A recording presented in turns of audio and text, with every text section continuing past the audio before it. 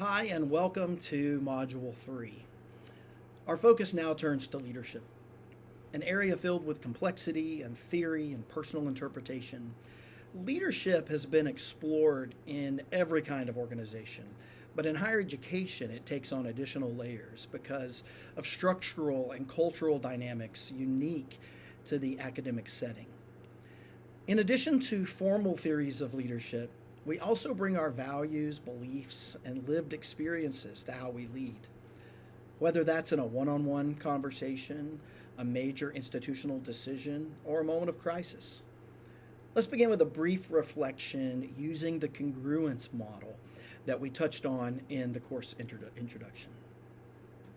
This model invites us to think about how leadership can enhance organizational performance by aligning four key elements: structure, processes, people, and tasks.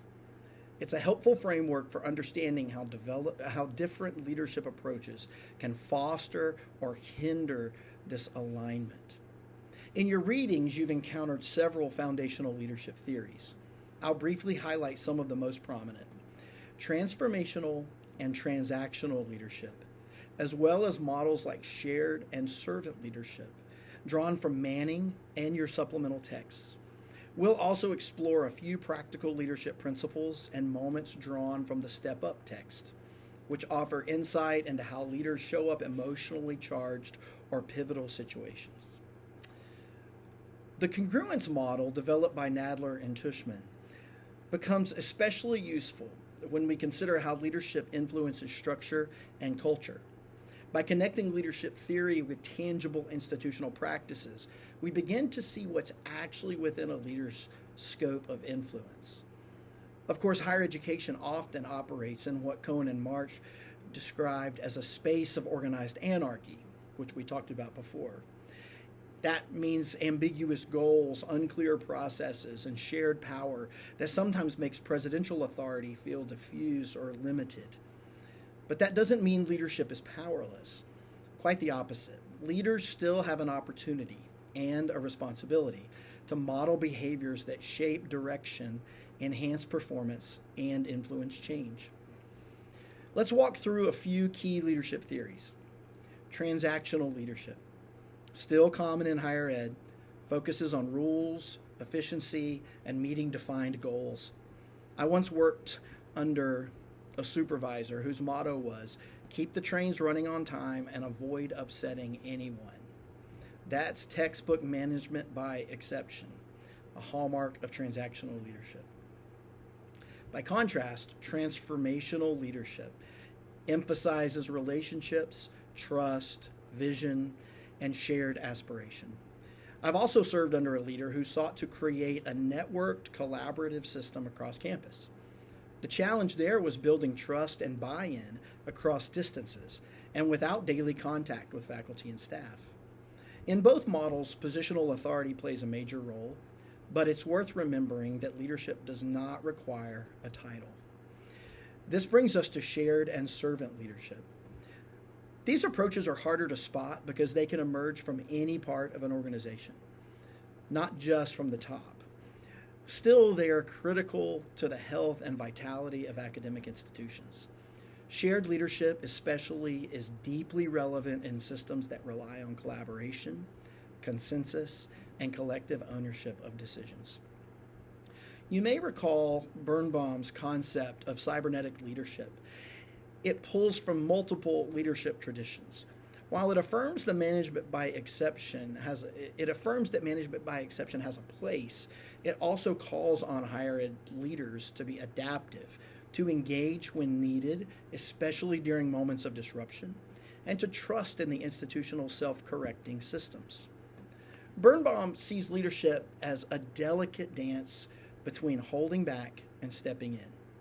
Cybernetic leaders understand that influence often comes not from issuing directives, but from equipping and empowering others throughout the institution. The institution itself, he argues, has built-in feedback loops that help restore equilibrium when things go off track. Still, transformational leadership has a vital role, especially during times of crisis or innovation. Coalition building, articulating a compelling vision, and creating space for creativity are all essential for leading through complexity and change. That's why shared leadership is especially important today. In your reading from Bolden, you'll find a compelling case for moving beyond top-down leadership toward a more collaborative, networked approach. Bolden acknowledges the pressure to adopt corporate-style leadership models, but ultimately advocates for empowering leadership at all levels. Shared leadership isn't about replacing traditional models entirely. It's about knowing when collaboration is more effective than command. For positional leaders, this means building systems that support shared leadership, trusting others to lead, and resisting the urge to centralize control. It's a leadership posture that thrives on open communication, trust, and a shared sense of purpose. That leads me to something that I've been exploring lately.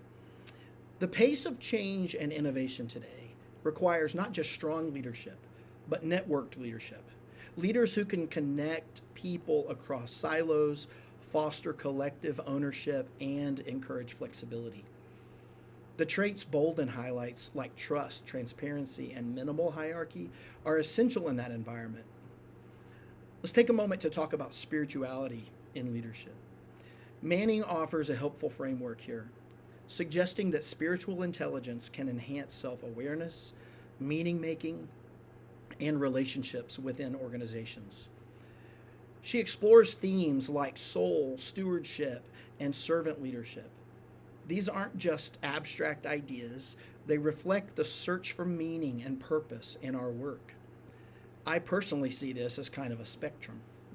At one end is a deep sense of internal purpose, what some might call a sense of calling.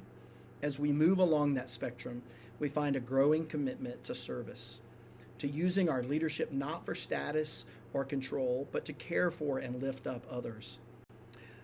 This is where servant leadership comes into view. Though often underexplored in academic literature, it's been around since Robert Greenleaf first wrote about it in the 1970s, and even earlier if you consider the life of Jesus, who framed leadership as service. For me personally, the model of Jesus continues to inspire how I lead, though I'll admit I'm still very much a work in progress. Wherever you are on the spiritual journey, I invite you to reflect on the attributes of servant leadership presented in your reading. Think about how they align with your own values and how they might shape your approach to leadership moving forward. Before we close, I want to highlight a powerful idea from the Step Up text, critical moments. Leadership isn't just about policy or process, it's about presence. And often it's how we show up in emotionally charged moments, and that defines our leadership in the eyes of others. In the past, some leadership experts advised minimizing emotion, but more recent thinking, including Evans and Foster, argue that authentic emotion builds trust, strengthens relationships, and enhances performance. Sometimes navigating this when we're working within the various aspects of higher education, it's part of our daily life.